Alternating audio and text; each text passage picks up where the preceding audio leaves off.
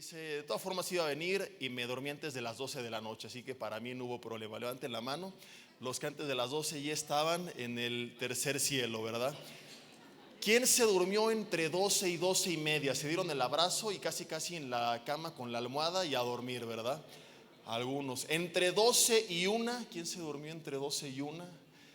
Entre 1 y 2 de la mañana. Se les ve la carita, mis hermanos. A ver, otra vez, entre 1 y 2 de la mañana.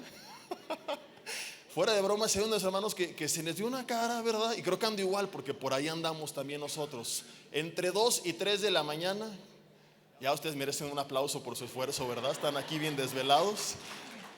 Aunque por aquí vi algunos jóvenes que se me hace que la familia los trajo como que a la fuerza, ¿verdad? Le dijo a la mamá, si quieres permiso para ir a la fiesta este año, ¿vas conmigo a la iglesia o no? Entre 3 y 4 de la mañana hay algunos.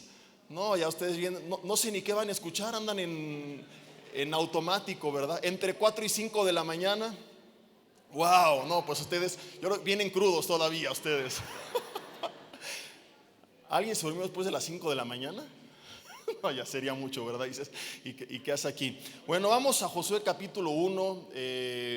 Vamos al final a tener un tiempo, pues, de una oración especial, ¿verdad? Pero quiero que sea de acuerdo al mensaje que vamos a ver hoy, que también va ad hoc con el día. Y vamos únicamente a tomar un minuto para pedirle al Señor que Él nos guíe en esta palabra. Dios, te damos gracias.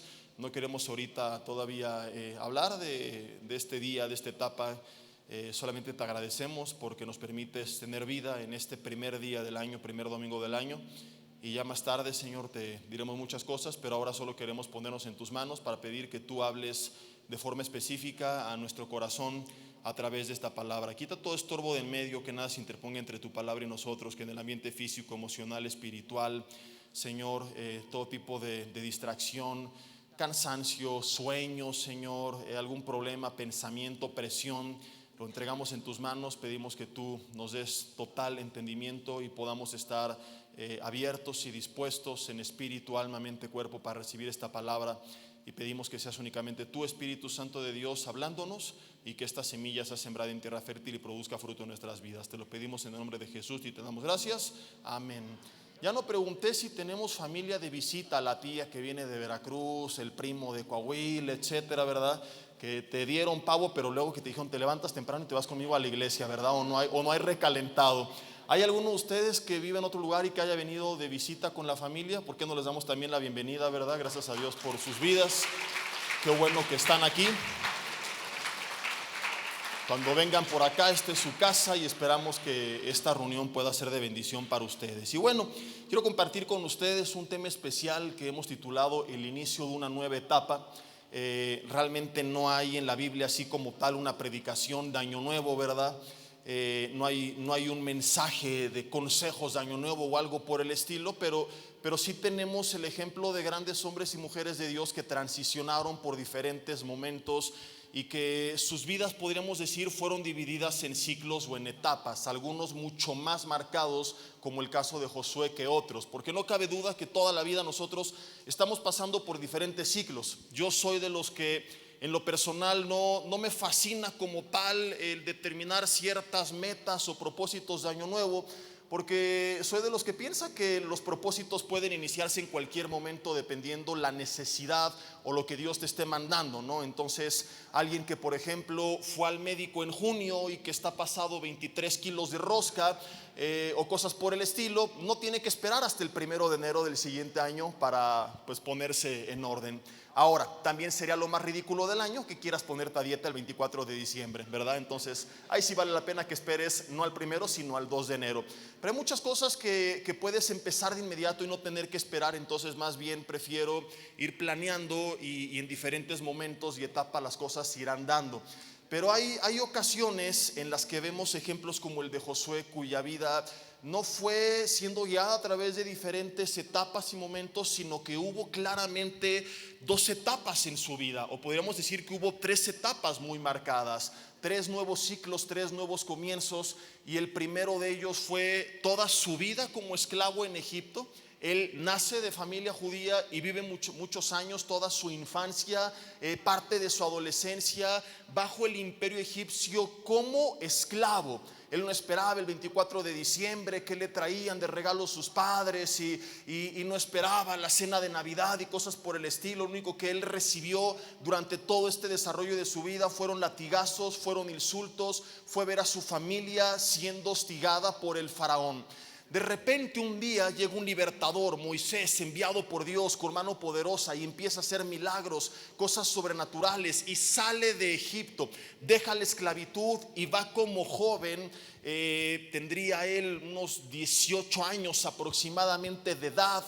De ahí a unos 25 se le calcula, porque él estaba dentro del grupo de líderes que fueron a espiar la tierra de Canaán. Eran 12 jóvenes, pero que al mismo tiempo se les describe como príncipes, que quiere decir principales. No podían ser ni muy niños ni muy grandes, porque corrían el riesgo de ser descubiertos y tener que pelear. Entonces tenían que ser personas que le entraran duro a los trancazos. Dile a tu marido, tú hubieras sido uno de ellos seguramente. Ahí aplicas, ¿verdad? Personas que en caso de que se armara el trompo supieran cómo entrarle, ¿verdad? Algunos dicen, en eso sí me parezco a Josué. Todo el tiempo ahí están haciendo la de tos. Pero que al mismo tiempo fueran maduros. No porque si eran príncipes, que eran principales, pues no podían ser líderes a una corta edad. Entonces él de repente empieza a soñar. Y él, ojo con esto, vio la tierra prometida. Él es de la primera generación que sale de Egipto, el único que probó del fruto de la tierra, junto con los otros 11 espías. El resto del pueblo, como algún día lo prediqué, únicamente vio de lejos el fruto que les llevaron Josué y Caleb. Algunos probaron del fruto, pero no vieron con sus propios ojos la tierra de Canaán. No estuvieron ahí. Josué sí. Ahora, ¿por qué menciono todo este antecedente de Josué? Porque aunque no lo creas, nuestra vida se parece más a la de él que la que tú te puedas imaginar.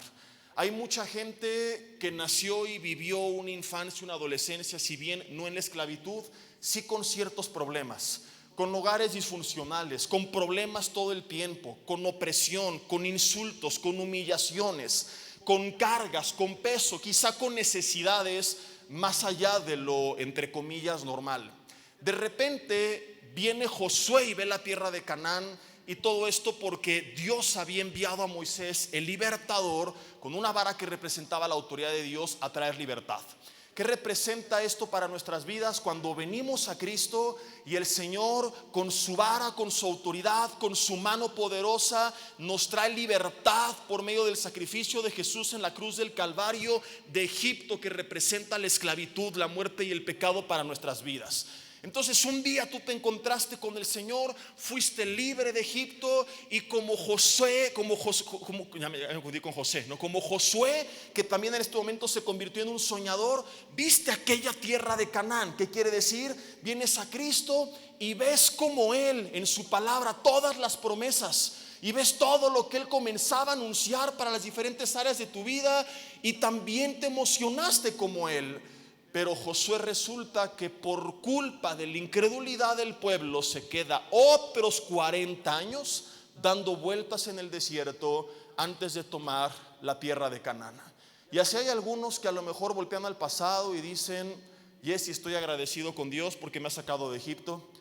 Pero si somos honestos, hay todavía ciertas partes de Canaán, o gran parte de Canaán, que no hemos tomado.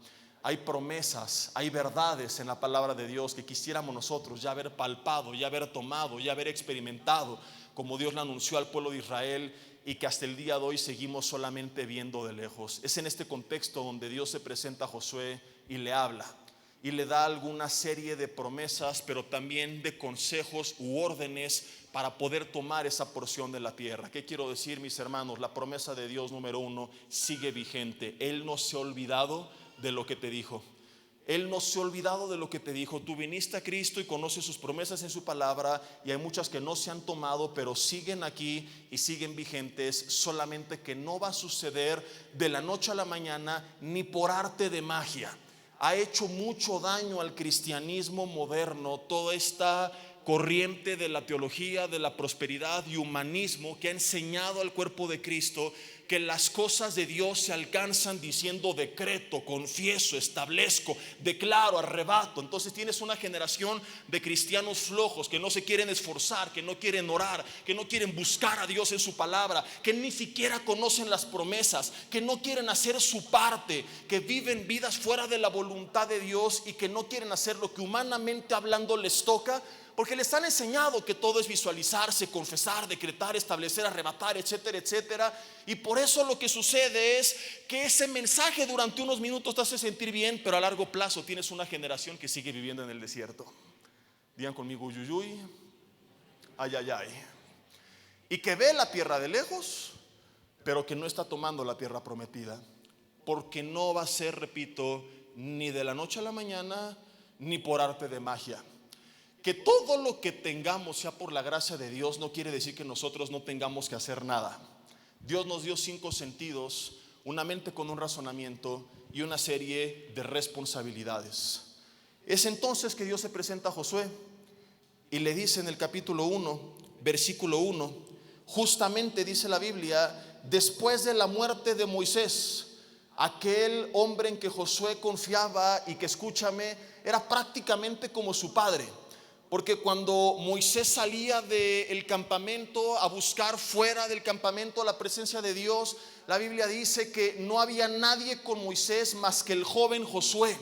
Ahora recuerda que de la primer generación que sale de Egipto, nadie entró a Canaán más que Josué y Caleb. Lo cual quiere decir que en algún punto del desierto los padres de Josué, si todavía vivían al salir de Egipto, tuvieron que morir. ¿Quién le quedó a Josué? Moisés. Era su líder, era su padre espiritual, era su maestro, era su amigo. Eran cercanos a tal manera o a tal grado que cuando Moisés muere, Josué se desanima. ¿Cómo lo sabemos? Porque después de la muerte de Moisés, dice, siervo de Jehová, Jehová habló a Josué, hijo de Nun, servidor de Moisés, diciendo, mi siervo Moisés ha muerto. Ahora pues, ¿qué le dijo? Y si le dice levántate es porque está, o si está muy animado le tienes que decir levántate.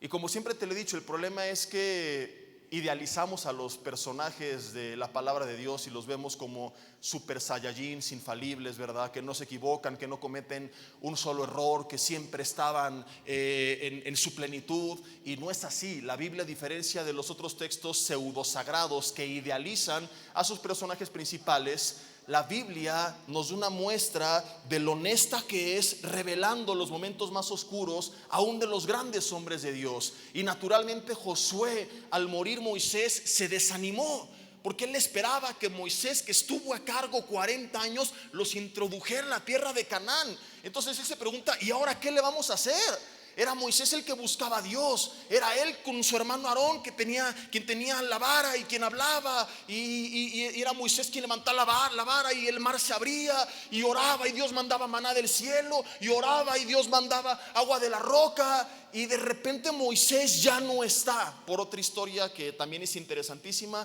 pero que no tiene que ver con el tema de hoy. Y recae toda la responsabilidad en Josué, y Josué se desanima. Y por eso es que lo primero que Dios le dice no es medita mi palabra como se lo va a decir después, no es esfuérzate y sé valiente como se lo va a decir después, no es yo voy a estar contigo como se lo va a decir después. Lo primero que le dice es levántate, porque de nada servía que le dijera todo lo demás si él seguía con una mente cerrada, totalmente derrotado, sin ninguna expectativa de lo que Dios iba a hacer. Y es lo que pasa con mucha gente. Te dijeron, ve a la iglesia, lee la Biblia, ora, pero tú ya vienes con una actitud totalmente contraria a la voluntad de Dios. Vienes a la palabra y crees que estas cosas son para otros, pero no crees que es para ti. Y lo primero que nosotros necesitamos este primer día del año, en esta nueva etapa rumbo a la tierra de Canaán, es levantarnos de la situación en la que estamos, sea cual sea. A lo mejor estás triste igual que Josué porque seres queridos han partido en los últimos meses, con la pandemia en los últimos años. Porque a lo mejor no fue un ser querido el que murió, fue tu matrimonio el que murió. A lo mejor fue tu noviazgo, el refulgencio te cambió por otra o por otro, en el peor de los casos, ¿verdad? A lo mejor fue tu negocio. A lo mejor fue tu empleo de más de 20 años. Fue la pérdida de una casa, fue la pérdida de tu salud. Yo no sé qué es lo que tú has perdido, pero en un mundo bajo maldición, sujeto a la entropía, es natural que todos los años todos perdamos algo. Y tenemos que estar dispuestos a soltar y a entregar, entendiendo que nuestra ciudadanía no está aquí, sino que está en los cielos. Porque si nos aferramos a las cosas y personas de este mundo, querida familia, terminaremos frustrados, porque no hay nada que dure para siempre. Es un mundo donde la polilla y el orín corrompen. Es un mundo donde todo se pudre. Es un mundo al que la Biblia nos dice: nada trajimos y nada nos podremos llevar. No vas a estar en el cielo cuando llegues a la presencia de Dios viendo: ay, y mi casa y mi coche, y me los puedo traer. Porque te va a decir Dios: ¿qué miras, bobo? Ándate para acá. Es chiste mundialista, solamente los seguidores de Messi lo van a entender. Pero así estamos a veces, ¿sí o no? Viendo, como este jugador, todo aquello que se ha perdido. Y así estaba Josué. ¿Y sabes cuál es el problema de cuando estamos viendo atrás? Que eso nos paraliza, que nos impide ver la nueva etapa a la que Dios nos quiere llevar. Entonces, antes de que Josué escuchara todo lo demás que Dios tenía que decirle, él se tenía que levantar. Pregunta: ¿por qué se iba a levantar? Que esto sucede con mucha gente. Jesse, sí, estoy desanimado, estoy en depresión, me quiero levantar, pero no tengo razones. Porque a lo mejor se murió tu razón de vivir. Los ejemplos que acabo de mencionar quizá era aquello o aquel donde pusiste toda tu vida, tus ilusiones, tu esfuerzo, y cuando de repente se acabó ese proyecto, cuando de repente no pudiste seguir estudiando, cuando de repente terminó esa relación, cuando de repente se fueron tus hijos, resulta que mucha gente ya no sabe por qué seguir. Entonces Josué podría preguntarse: ¿y por qué voy a seguir? No están mis padres, no sabemos hasta este punto si el hombre ya está casado o no, Moisés no está. Y es increíble la razón de seguir viviendo que Dios le da. Y lo vamos a ver. Y vuelvo al mismo punto. En esta pseudoteología humanista nos enfocamos tanto en nosotros, y aparentemente la gente sale llena de haber escuchado un mensaje que lo alentó a seguir luchando por sus sueños, que nos vuelve egoístas y nos olvidamos de las palabras de Jesús, que dijo que es más bienaventurado dar que recibir. Entonces tenemos una teología que apunta al ser humano, y en la Biblia todo aquel que apuntó a sí mismo terminó frustrado. En la Biblia el egoísmo jamás trajo bendición, y no quiero decir que es incorrecto que tengas sueños personales. Sí quiero decir que no puede ser lo único que tú sueñes en la vida, porque en algún punto, cuando lo logres todo o cuando se muera todo, ¿qué es entonces lo que te queda? Y es lo que pasa con mucha gente. O se fue aquello por lo que soñaba, o en algunos casos ya lo alcanzó, ¿y qué le queda? Nada. Hay un vacío en su interior que no se va a quitar hasta que no entiendan que tenemos una agenda que nos trasciende, que no es la agenda personal, que es la agenda celestial. Que tenemos un llamado que nos trasciende, que es el llamado no a nuestros intereses personales, sino a los intereses del reino, del cual somos, en teoría, según Pablo a los Corintios, embajadores, representantes de aquel reino. Que es un embajador en otro país, está buscando que se lleven a cabo los intereses de la agenda de la nación que él está representando. En ese camino desarrolla algunas cosas personales, pero él está sirviendo a la nación que le ha enviado. Nosotros no podemos venir a este mundo solamente a trabajar para nosotros y por nosotros y para nosotros, porque todo eso algún día va a terminar. Cuando entendemos que somos embajadores de un reino, no del de España, sino del reino de los cielos aquí en la tierra, todo cambia. Cuando entendemos Colosenses 1:15 que fuimos creados por Él y para Él. Cuando entendemos lo que dijo Pablo cuando estaba en ese barco que estaba a punto de naufragar: hoy ha estado conmigo el ángel del Señor, del quien soy y a quien sirvo, todo cambia. Y es lo que Dios le dice a Josué. Fíjate, más adelante, ahorita quiero que regresemos a leer todas las palabras, pero me voy a adelantar un poquito y vamos a irnos justamente, ahorita regreso al versículo 3, al 4, al 5, a todos estos, pero me quiero adelantar tantito.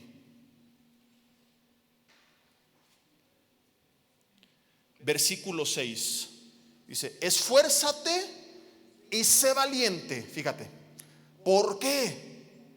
Le da una razón. ¿Y cuál es? Le dice, porque tus sueños están por cumplirse. ¿Eso le dijo? Porque tú repartirás a este pueblo por heredad la tierra de la cual juré a sus padres, que le daría ¿a quién? El llamado de Josué tenía que ver con él o con los demás. Yuhu. No sé si alguno lo están cachando. Esfuérzate y sé valiente, porque Josué, este es el año del camello. El camello último modelo que esperabas, este es el bueno. Porque la casa que te espera en Canaán está. No. Josué, te vas a esforzar, porque la tierra que juré a este pueblo que le daría a ellos, vas a ser tú el instrumento para repartirla. Josué, quizá no tienes un motivo personal para vivir, pero tienes una agenda que te trasciende, que es ese pueblo que te necesita. El reino de los cielos te necesita y te necesita de pie, porque eres el encargado de guiar ese pueblo a la conquista. ¿Qué es lo que quiero decir? Lo resumo en dos cosas muy sencillas. Número uno, ¿por qué mucha gente está frustrada? Perdón por lo que te voy a decir. ¿Por qué estás amargado, deprimido, sin ilusiones? Porque has sido un egoísta hasta el día de hoy. Dile al de al lado, ya se te cayó el cantón. El egoísmo tarde o temprano va a traer frustración. Tarde o temprano. Ya sea porque si no alcanzaste todo lo que querías, que era solamente tu agenda, te trae la frustración, o porque cuando lo alcanzas no te llena y no tienes más por qué vivir. Pero cuando tú entiendes que es mejor dar que recibir y pones tu vida al servicio del reino y comienzas a ser un canal de bendición a los demás y empiezas a ser una persona que ora por los demás, que le predica de Cristo a los demás, que da palabras de aliento a los demás, o que da palabras de exhortación a quien la necesita, comienzas a ver entonces que personas por la oración son sanadas, que personas por tu palabra de ánimo son levantadas, que personas por tu palabra de exhortación son llevadas al arrepentimiento, que personas por tu palabra de esperanza son animadas. Y cuando tú ves que las vidas de otras personas cambian porque fuiste un instrumento en manos de Dios a los servicios del reino, hay una satisfacción interior que nadie puede explicar hasta que no la vives. Y lo mejor que podrías hacer este primer día del año es decirle en verdad, honestamente, y no de la boca para afuera: Dios, úsame. Porque a lo mejor en tu lista de deseos y de propósitos y propuestas, todo se trata de ti. Y si todo se tratara de ti, pues entonces Dios va a decir ya que se muera y que se venga para acá. Porque te prometo que en el cielo vas a estar mejor que aquí. Tu casa del cielo va a estar mejor que la de aquí. Ahí en el cielo no habrá enfermedad, ni muerte, ni sufrimiento, ni dolor, ni el Cruz Azul, ni nada que te haga sufrir aquí en la tierra. Y la pregunta es, si sigo aquí, ¿por qué será? Entonces, de paso, porque Dios es bueno, somos bendecidos. Y tenemos algunas cosas personales que van de la mano de esa agenda, pero no puede ser ese el canal sobre el cual yo estoy viviendo. Entonces pídele en verdad en oración: Señor, ¿qué puedo hacer por este triste mundo que me rodea, que cada vez está peor?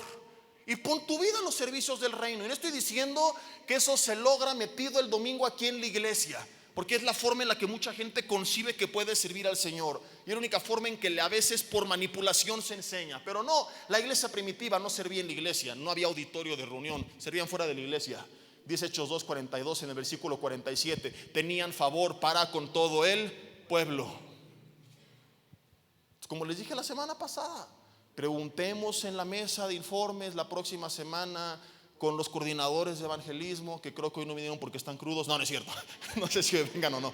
Al rato puedes ir, y si no el próximo domingo, qué lugares visitan, qué días, qué hacen. Y si ninguno de esos encaja con tu agenda, entonces tú pon en oración y tú ve a ese lugar al que tienes carga por ir y acércate con nosotros y armamos un nuevo grupo. Pero empieza a hacer algo por alguien. Empieza a incluir en tus oraciones a alguien. Pero ¿cuáles son tus oraciones? Dame, bendíceme, todo puro yo nada más. Empieza a predicarle a alguien. Ya tienes algunos años en Cristo. Ahí te va esto. Empieza a discipular a alguien. Eres nuevo, todavía no es para ti. Ahorita hay que recibir y alimentarse y todo, pero ya tienes algún tiempo, ya estás discipulado. Imposible que alguien lo sepa todo. No esperes ese día. Agarra una o dos personas y empieza a les enseñar. No esperes que te pongamos un domingo aquí a predicar. Te lo dice alguien, y no lo digo como jactancia, sino simplemente como confirmación de cuánto creo en esta verdad, que lo viví. Que no creas que un día de repente, ay, sí que predique porque es familia del pastor Alducin. No. Llegué con una propuesta para los pastores para armar un grupo de evangelismo cuando no la había en la iglesia, tras bambalinas. E íbamos cada sábado a las calles a predicar. Un grupo muy pequeño de personas, 10, 12, lo menos que fuimos 4 una vez, el Padre, el Hijo, el Espíritu Santo y yo. Y armamos eventos en la González Arrate y predicamos la palabra. Y empecé a sentir una llenura como nunca antes en mi vida. Empecé a enseñar la palabra. Me acuerdo que alguna vez dije, voy a empezar un estudio con ciertas características. Y empecé con un grupo pequeño de personas, pero empecé a hacer lo que te estoy diciendo que hagas. No creas que de la noche a la mañana de repente, porque es el pastor, siempre he estado arriba del púlpito. No, creo lo que te estoy enseñando, he vivido lo que te estoy enseñando. Vi bendición de lo que te estoy enseñando. Empecé a enseñar la palabra y paradójicamente al que más Dios le empezó a hablar fue a mí. Y ahí mi vida fue cambiada.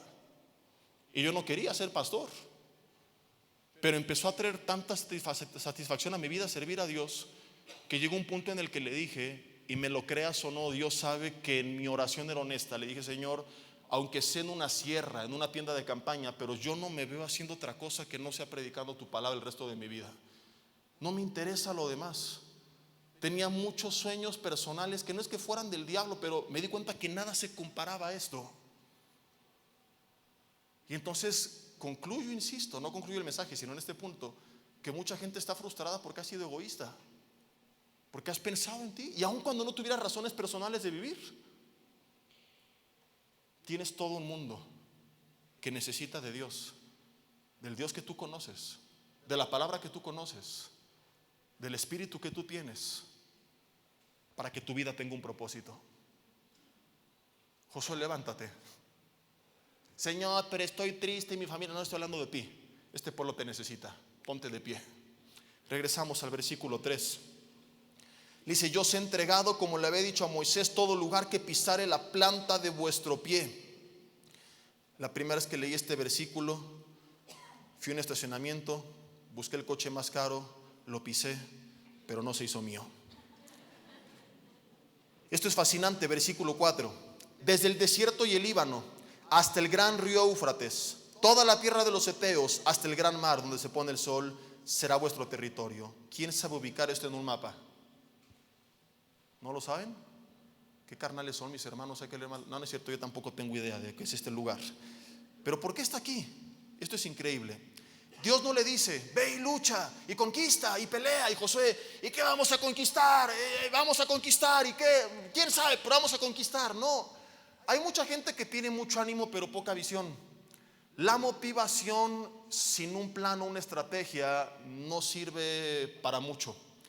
Dios lo que hace, y esto lo he enseñado en otros años, es delimitar geográficamente el territorio que Josué iba a conquistar. Es lo que yo he llamado un mapa de conquista personal. Dios no aventó a Josué a pelear a lo loco. Le dijo, desde el desierto y el Líbano hasta el gran río Éufrates. Y conmigo, desde y hasta. ¿Qué marca desde? El inicio. ¿Qué marca el hasta? Al final. No era pelear a lo tonto, levántate, ya se levantó, ok, ahora esta es la tierra que vas a conquistar. Entonces, punto número 1, me tengo que levantar. Dios no ha terminado conmigo. Independientemente de lo que hayas perdido, tu vida todavía tiene un propósito. Dios quiere algo, tiene algo que hacer contigo. Sales de este servicio motivado, ok, voy a servir al Señor. ¿Qué es lo que sigue? La pura motivación y el humanismo y las porras que se predican sin un mapa de conquista no va a servir para nada. ¿Qué hace mucha gente cuando empieza el año? Ahora sí, este año es el bueno. Este año voy a ahorrar. este año termino mis deudas, este año me pongo a dieta. Y es lo mismo que dijeron hace 15 años, solo que hace 15 años tenían que bajar 5 kilos, ya son 37, porque se han ido acumulando. ¿O no es así? Necesitas saber cuál es tu desde, es decir, en dónde estás parado y hasta dónde, si Dios te diera el tiempo y vida y su favor, según su palabra, es su voluntad que tú llegues. Ejemplos, y esto aplícalo a las diferentes áreas de tu vida. ¿Anhelas que este año, por ejemplo, familia que no conoce de Cristo lo conozca? Desde dónde estás parado, tienes que ser honesto y saber y reconocer quién no le ha entregado su vida al Señor. Anotarlos en una lista. Hasta. Ahora sigue la estrategia. ¿Cómo voy a llegar desde? Hasta. Y no va a ser por arte de magia, y como le dijo Josué, y lo vamos a ver, va a requerir esfuerzo y requiere un proyecto. Vas a orar por esa persona todos los días, vas a darle testimonio a esa persona. Si le permite que le prediques, le vas a predicar, la vas a visitar. Si te marca el alto, lo vas a hacer, pero testificarás con tu vida. Pero pregunta, ¿puede ese hijo tuyo que no conoce del Señor, esa hija, ese esposo, esa esposa, venir a los pies de Cristo, o esos padres, si das testimonio todos los días en casa como si fueras el anticristo? Les hablas del Señor, pero tienes el 667 en la frente porque te pasas de bestia. Porque cada que abres tu bocota, a lo mejor no hablas en lenguas, pero tienes una lenguototota suelta, ¿verdad? Que lo último que van a querer conocer es de ese Dios de amor que supuestamente les has presentado. Este es el año en el que quieres bajar de peso. Tienes que ser honesto y partir desde. ¿Y qué significa esto? Ir con un profesional y que te diga lo que no quieres oír. Porque ¿qué hace mucha gente? Se pone ropa negra, como la que traigo, se para frente a un espejo modificado. No estoy tan mal. Se empiezan a sentir mal. No, seguramente no es nada. Una aspirina y se me va a pasar, ¿verdad? Y empiezan a hacerse patos y no quieren reconocer la realidad. Entonces tienes que ser honesto y entender dónde estoy y hasta dónde puedo llegar este año. Quizá este año no vas a terminar siendo Miss México o Mister México, nada por el estilo, pero que te pongan una meta racional, porque casi mucha gente quiere bajar en 3 meses lo que se ha tragado los últimos 40 años. Algunos aparentemente lo logran, pero de formas que no son sanas, que no les llevan a tener buenos hábitos, sino unos meses de sacrificio que realmente no son llevaderos con el día a día. Y luego viene el rebotototototototote y terminan el año igual que como lo empezaron, ¿verdad?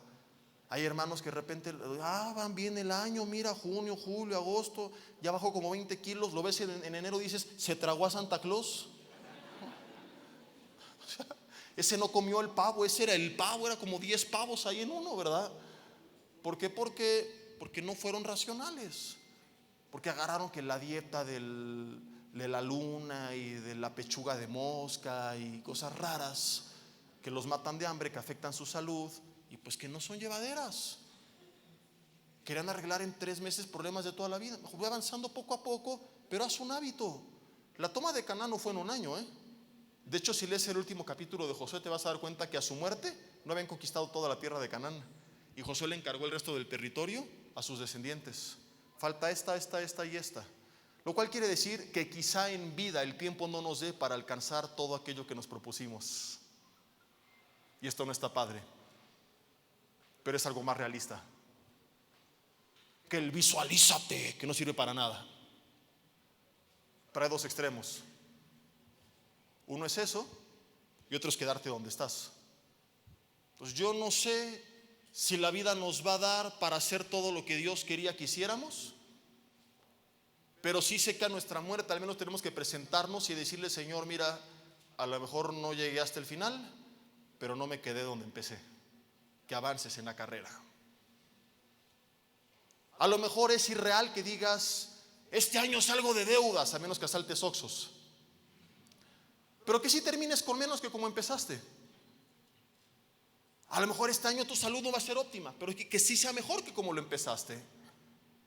A lo mejor este año va a haber cosas que tú querías hacer de cierta forma y que no se concluyeron, pero que no te quedes donde estás. Y para eso necesitas honestamente un desde y hasta, tu mapa personal de conquista. Financieramente hablando, lo mismo. Quieres terminar bien y no tienes ni un presupuesto. Tu mapa de conquista. ¿Qué es un presupuesto? Decidir dónde se va a gastar el dinero antes que se gaste. No averiguar a fin de mes qué pasó. Mal hábito que tenemos los mexicanos. O voltea a ver el mes pasado. Recibiste tu aguinaldo, prestaciones. Los que se dedican a las ventas vendieron mucho más que otros meses del año. Y hoy, 1 de enero, tenemos el cinismo de llamarle a este mes como la cuesta de enero, porque es el mes donde el mexicano promedio está financieramente hablando más mal que otros meses. Y yo digo, qué cínicos somos. Acabamos de recibir el mes pasado más que otros meses. En la mayoría de los casos tendríamos que estar en enero mejor que otros meses y estamos peor que todos. Conclusión, somos un desastre. Que aguinaldo, y no, hombre, vamos a poner 10 millones de luces de Navidad, 3 Santa Clauses en la chimenea y 4 renos, y convertiste tu casa en Walt Disney, y regalos hasta para el perico, ¿verdad? Y te fuiste a malgastar todo en pura tontería, y de repente dices, ¿qué pasó? Quieres terminar financieramente hablando bien el año y ni siquiera sabes dónde estás parado. ¿Qué sigue? Desde tomar nota. ¿Cuánto debo? ¿Cuánto gano? ¿Cuánto gasto? ¿Cómo lo puedo pagar? Tengo más egresos que ingresos. A deshacerme de cosas que tengo que no necesito para equilibrar las cosas. Y quizá tengas que rebajarle un poco a tu nivel de vida y ser un poco más humilde. A lo mejor deshacerte de ese auto, cambiarlo por uno más sencillo, quizás hasta cambiarte de casa para equilibrar las cosas. Y no es falta de fe, es ubicarte en la realidad del mapa de conquista que Dios te ha dado. Es confiar en Dios, y justamente porque confías en Dios, hacer lo que Él te manda hacer, que es ser buen administrador de lo que Él ha confiado en tus manos. Y sin saber dónde estás y sin saber dónde dice su palabra que tienes que llegar, es imposible. ¿Qué dice su palabra? Por ejemplo, en este caso, que es su voluntad. Que no nos falte nunca techo, vestido y alimento. Que tengamos para ser de bendición a los demás. Pregunta, ¿qué tengo que hacer para llegar a ese punto? Y pedir la bendición de Dios y la dirección de Dios este año. Siguiente versículo. Empiezan las promesas, versículo 5, junto con una serie de mandatos. Nadie te podrá hacer frente en todos los días de tu vida. Esto jamás se lo predicaron a la selección mexicana. Como estuve con Moisés, estaré contigo. No te dejaré ni te desampararé. Mi hermano, podría meditar mucho de esto y de cada punto podemos hacer un mensaje entero, pero solo me quiero quedar con esto. Yo no sé quién va a terminar contigo este año, pero sí tengo la certeza de una cosa: esté quien esté, Dios seguirá estando contigo, y eso te es suficiente. Amén. Dice, nunca te dejaré ni te desampararé. No es solo no te voy a dejar, de nada te sirve que esté contigo alguien que no hace nada por ti.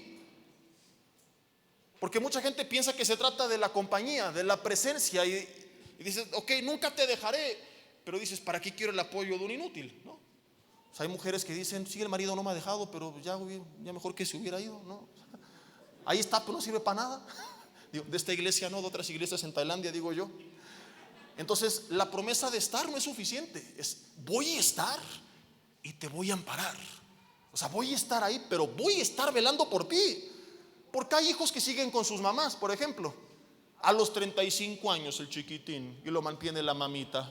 Ay, pobrecito de mi hijito, y le hace el cuarto y le recoge los calzones y le hace de comer, y el inútil no hace nada de su vida y su presencia no sirve para nada. Que dicho sea de paso, tendría que haberle llegado o estar haciendo algo más, pero no es el tema. Es simplemente un ejemplo de cómo no se trata solamente de la presencia, sino del amparo de la presencia. Dios no solamente promete su presencia, sino amparar con su presencia. Voy a estar contigo y te voy a cuidar, Josué, no te va a faltar nada. Ahora, ¿quiere decir esto que va a ser color de rosa? Por supuesto que no. Quiere decir que va a haber obstáculos, adversidades, luchas, problemas, crisis, enfermedades. Va a haber gigantes que enfrentar. Pero cuando tú lo enfrentas con la certeza de que Dios te dijo: voy a estar contigo y te voy a amparar. ¿Qué es un amparo? Cuando tú hablas legalmente de una persona que está amparada, significa que no puede llegar alguien y arrestarlo, meterlo a la cárcel, que la ley, ese amparo, ¿verdad?, lo tiene protegido, lo cubre. Y es lo que Dios está diciendo, es la connotación del significado de la palabra amparo. Es Dios diciéndote: hey, legalmente, espiritualmente, como lo quieras ver, yo te estoy cubriendo. Va a venir el enemigo como río, pero mi espíritu va a levantar bandera contra él. Isaías 54:17. No te voy a dejar y no te voy a desamparar. Pero no quiere decir que va a ser color de rosa y que no hay que hacer nada, porque inmediatamente después de esto le dice: esfuérzate y sé valiente. Pero ¿por qué, Señor, si me dijiste que no iba a tener que hacer nada porque tú estarías conmigo? No, eso es lo que predican los predicadores modernos. Lo que dice mi palabra es que no te voy a desamparar, pero tú vas a tener que hacer lo que te toca, que es esforzarte y ser valiente.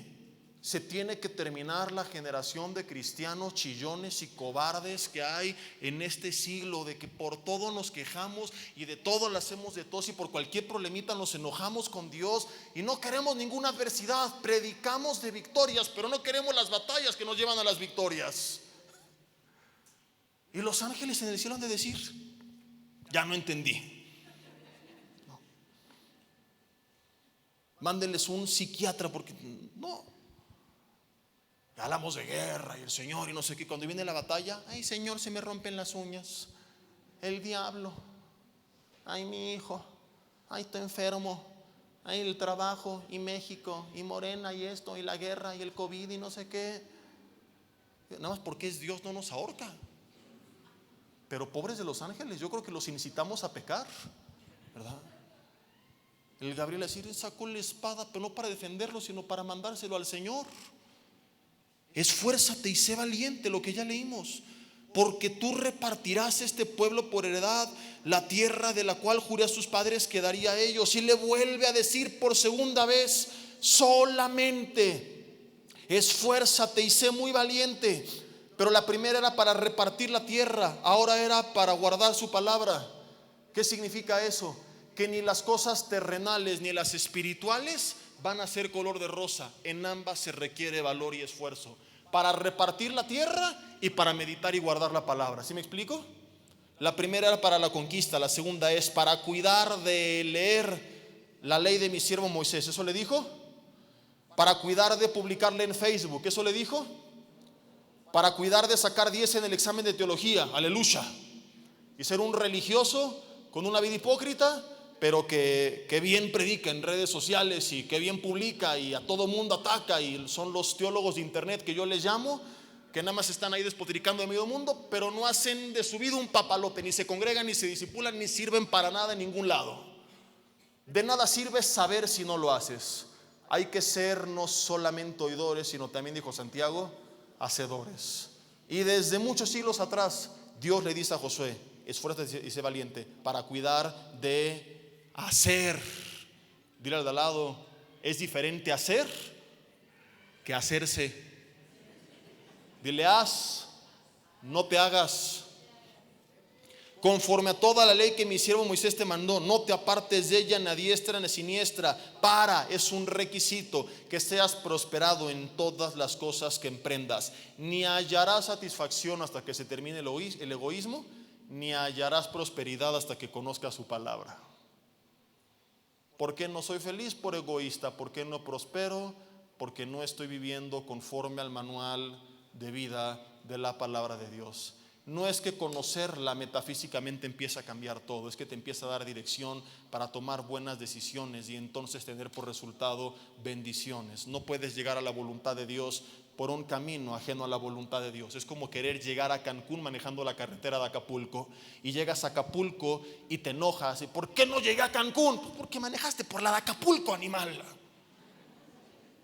¿O qué le dirías a alguien que te pregunta eso? ¿No? Imagínate que vas con el compadre, con el amigo. ¿Por qué no estamos en Cancún? Porque te viniste por la de Acapulco.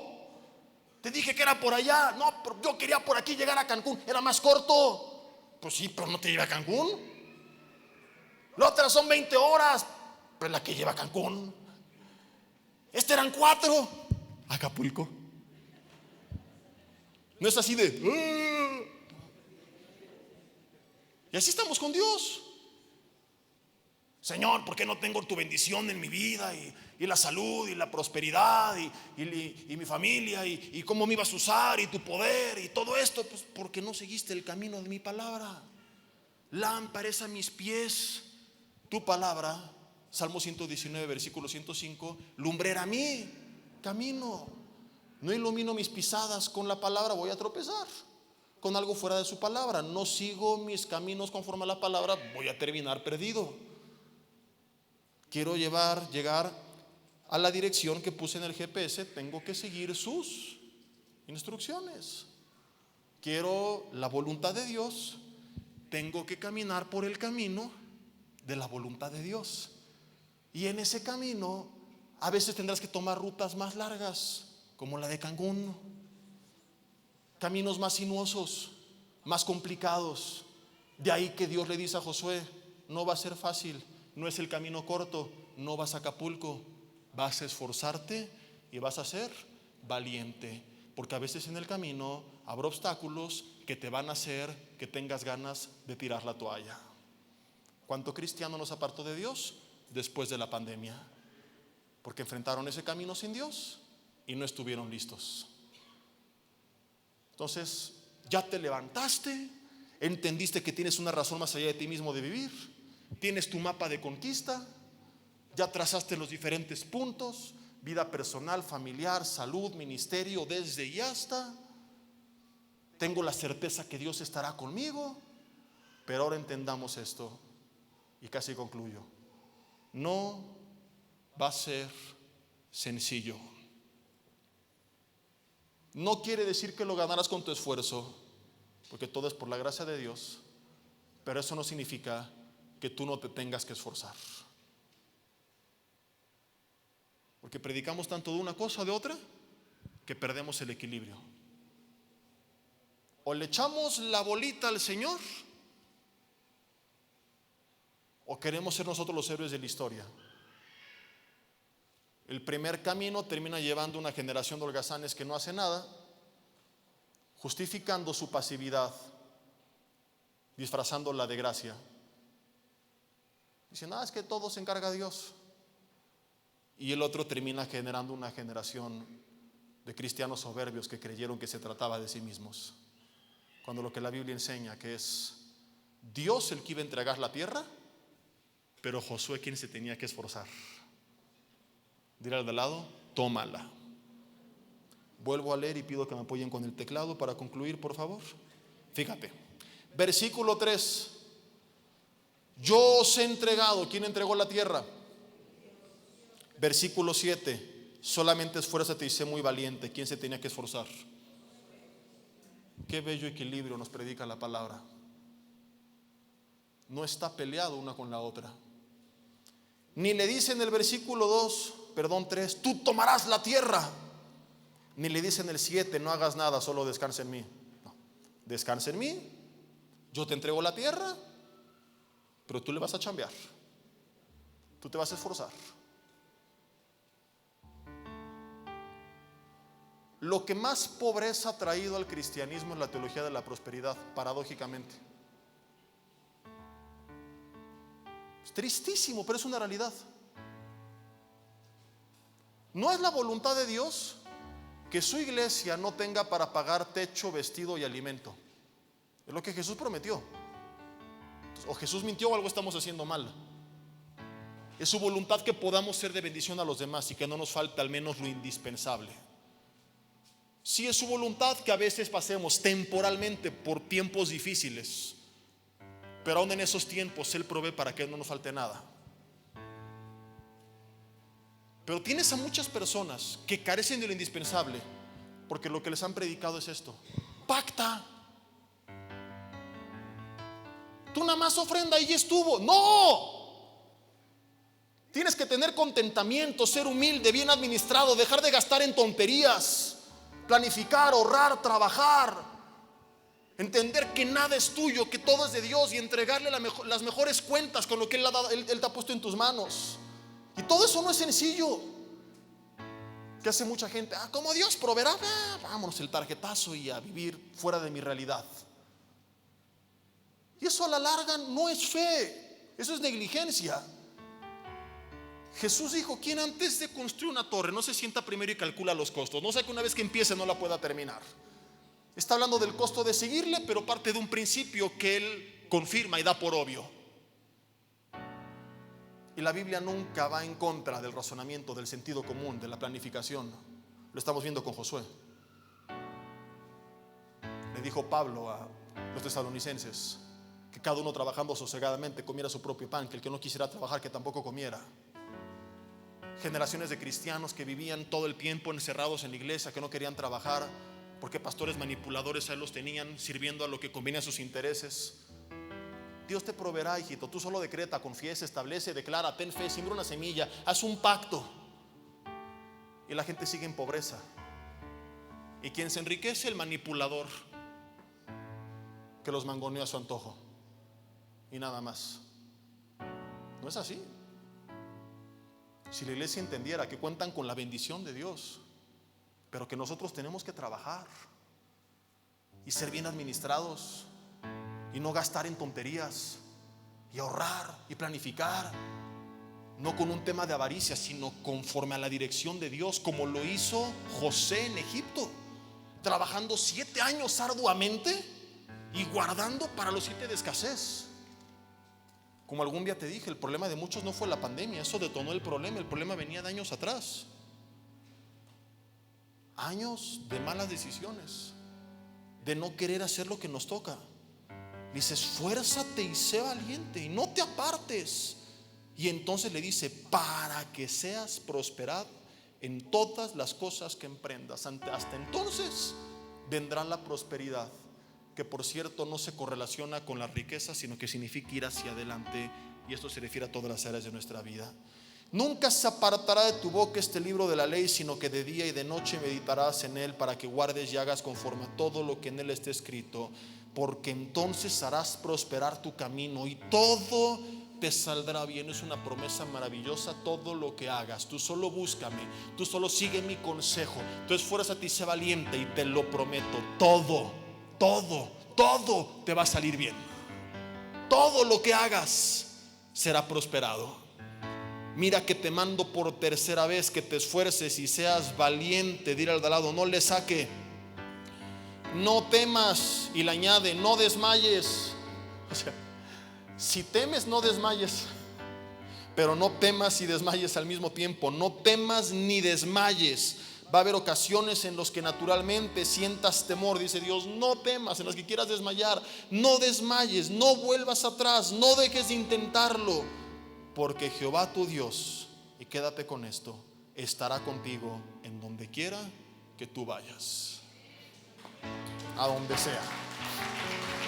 En crisis, en enfermedad, en Toluca, en México, en Europa, en China, en África, en donde quiera que vayas, dice Dios: voy a estar contigo.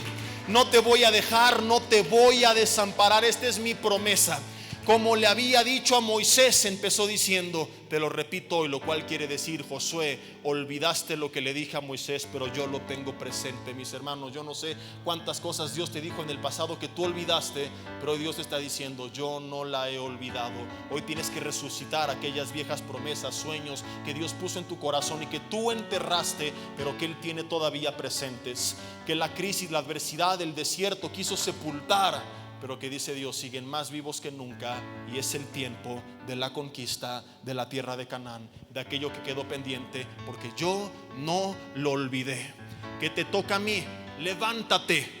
Deja de estar haciéndote víctima de ti mismo. Levántate, esfuérzate, confía en Dios, medita su palabra, búscala, guárdala, háblala, ponla en práctica y descansa en que habrá adversidad. Pero si tú te esfuerzas y decides seguir adelante y no desmayar, Él dice: voy a prosperar todo lo que hagas, todo te va a salir bien. Van a pelear contra ti, pero no te van a vencer. Yo voy a estar contigo, dijo Jesús, todos los días hasta el fin del mundo. Esta es su promesa y es todo lo que necesitamos para empezar este año con el pie derecho y diciéndole: Señor, que venga lo que venga, estoy listo porque tú estás conmigo.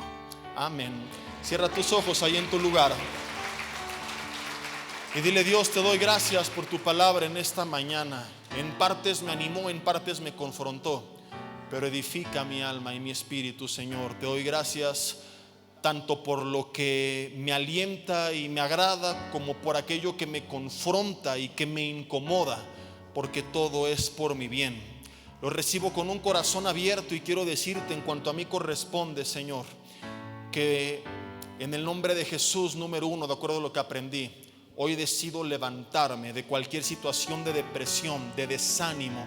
Hoy entiendo, Señor, que ese es algo que he hecho una fortaleza en mi mente, que yo he decidido sentirme víctima. Pero hoy, Señor, en el nombre de Jesús, me levanto creyendo que no has terminado conmigo. Todo aquel pensamiento y palabra mentirosa que me hacía sentir que todo estaba perdido, hoy queda vencida por la verdad de tu palabra, al recordarme que tengo una razón de vivir más allá de mí mismo, y es tu agenda, tu reino, Señor. Hoy que recuerdo que he sido creado por ti y para ti, dile: Señor, aquí estoy de pie a tus órdenes. Dime qué quieres que haga. Quiero este año, Señor, orar más por los demás que otros años. Señor, pon más enfermos que nunca para orar por ellos, más personas con necesidad y sin esperanza, porque yo quiero ser el primero que corra a darles una palabra de esperanza. Pon en mi camino más personas endurecidas que ningún otro año, porque yo también quiero ser quien con amor pero con autoridad les confronte y les guíe a un arrepentimiento genuino. Dios, pon personas con hambre de ti a quien yo pueda discipular. Úsame. Señor, te he pedido muchas cosas acerca de mí. Hoy te pido que me uses para ser de bendición al mundo que me rodea, que te necesita.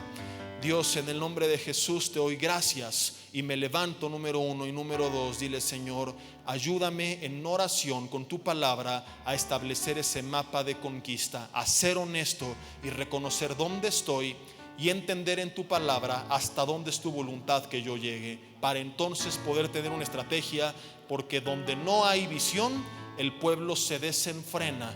Si no tengo una visión clara de dónde estoy y a dónde voy, terminaré sin hacer nada. Así que tú guíame en cada área de mi vida, Señor, revelándome tu voluntad y enseñándome a llevarla a cabo.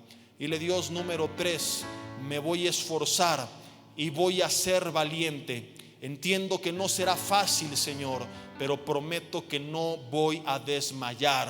Intentaré no temer, pero aun cuando sienta ese miedo natural que a veces nos invade, me refugiaré en ti, y de algo estoy seguro: por nada vuelvo atrás. No voy a desmayar, no pienso dejar de avanzar hasta haber tomado toda la tierra de Canaán, o lo que el tiempo de vida me dio para tomar. Señor, voy a meditar tu palabra, voy a buscar tu dirección para saber cómo guardarla y esforzarme por ponerla en práctica, aun cuando me incomode y no me guste lo que tengo que hacer. Porque hoy entiendo que no solo se trata de saber, sino de saber y hacer.